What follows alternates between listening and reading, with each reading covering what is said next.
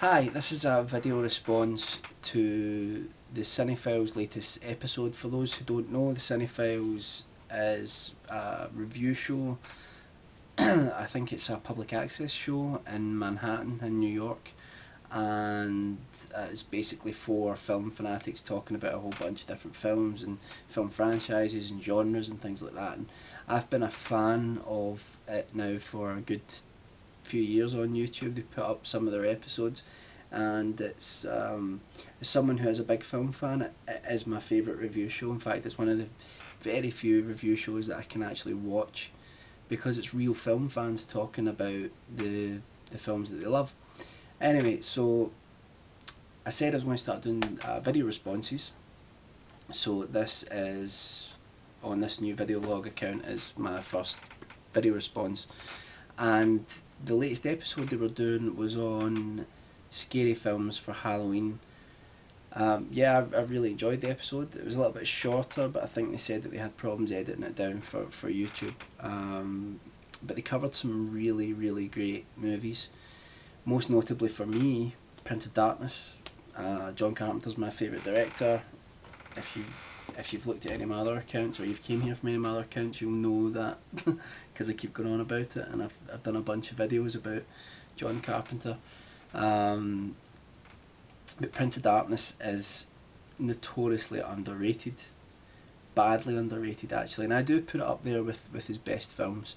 I know Eric said that, I think Jeff said as well that they didn't think it was as good as his, other work, but I put it up there with it. I think the point was made that it was on a much lower budget than some of his other stuff, and you can see that on the screen. But I actually think it's beautifully shot.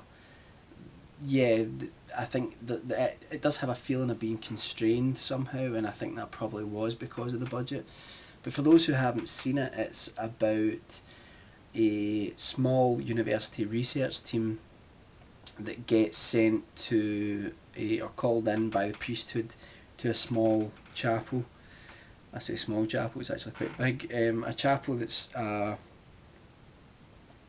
isolated in an urban area, and as much as something can be isolated in an urban area, and there's basically there's been this room within this chapel or church that has been protected for a long time, and inside it there is this casket full of green ooze, and I think the church basically asked them to come in and investigate. They're all physicists and biochemists and different types of scientists, and they're asked basically to investigate it over a weekend just to try and find out a little bit about what it is. It turns out that it's connected somehow to the coming of the Antichrist, and before they know it, the research team are under siege from the local homeless population that has somehow become controlled or possessed by some sort of demonic force, and they can't leave the church. And at the same time, you've got the fear from within because there's some crazy infection going on inside the church as well, which is leading people to be possessed and all sorts of crazy things going on. It's really, really fantastically underrated. Brilliant film. I think Edwin mentioned the score is up there with any of Carpenter's scores, and definitely check it out. Really, really good. I think some of the other films that were mentioned, Jeff mentioned Rosemary's Baby. Classic film. I don't think there's really much that needs to be said about Rosemary's Baby. Most people, especially horror fans, know about it. The Roman Polanski film.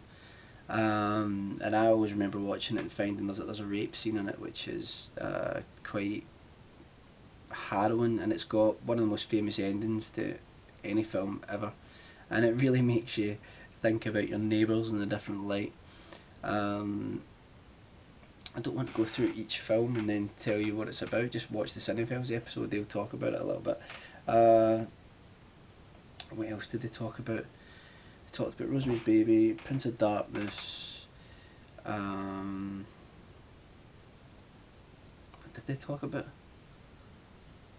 They talked about The Legacy and Ruby, which was really funny because I know that video was like at least a year old that they put up, and recently I did a response to a video that they put up a while ago, about films that fucked them up as children, and I put in the Ruby and the Legacy in it, so that was quite funny. And I haven't seen both since I was a kid, so I can't really comment on the quality of them. I just remember them messing me up. They also mentioned a film that I'm really fond of, which is Fright Night, which I think is probably the most Halloween orientated film I think that they mentioned. It's, in many ways, it's that sort of genre I would call it cozy horror. You know, it's got a nice vibe to it, and it's about a teenager who is obsessed by the old vampire films, and a vampire happens to move next door to him, and he's killing off people in his neighbourhood, and it's about how he tries to deal with that, and he tries to enlist the help of an aging movie star who's one of his heroes from the vampire films, who plays the sort of vampire hunter sort of character from like the Hammer horror films, and the character even called Peter Vincent. So obviously, you know, a combination of Peter Cushing and Vincent Price. So it's a great tribute, I think, to other older horror films, and it's one of the best horror films from the 1980s. It's got that sort of almost sort of feel good factor to it that a lot of 80s films do, and I think sorely missed at times now, but definitely check that one out. I'm trying to think if there's other ones that I would have suggested for Halloween. I actually did a video on my other account, which is just like an hour long if you can really stomach it, and it was a top 10 horrors for Halloween, so it was like 10 films that you should watch for Halloween, the ones that reminded me of Halloween, and I think I had things like Ghost Watch in there, I think Ghostbusters, I don't know if I had Lost Boys in there, but that's definitely one I would suggest for Halloween. I would suggest any of the old Hammer horror films, especially the first 3 Dracula films, Horror of Dracula, Brides of Dracula, and Dracula Prince of Darkness. Those 3 films are definitely, and maybe even the early Frankenstein ones, Curse of Frankenstein. And then of course if you go to the old Universal films, they are always brilliant on Halloween. Frankenstein, Bride of Frankenstein, and you know, the 1931 version of Dracula, or the Wolfman with Lon Chaney Jr. All of them, you know, classics. And one that is really great for Halloween because it's really good fun is the Abbott and Costello Meet Frankenstein, which is a really fun film. It's a lot of fun. Anyway, I really enjoyed the show, and I look forward to more. Hope there's some more before Halloween. That would be great. And I just wanted to say to the Cinefiles, keep up the great work, and we all really appreciate the videos that you put up. And I see that you're almost at 1,000 subscribers, which is long overdue. You guys should be getting a lot more exposure online than you actually get. Exposure might sound a little bit dodgy, but you know what I mean. So good luck for 1,000 subscribers, and keep up the good work. Bye.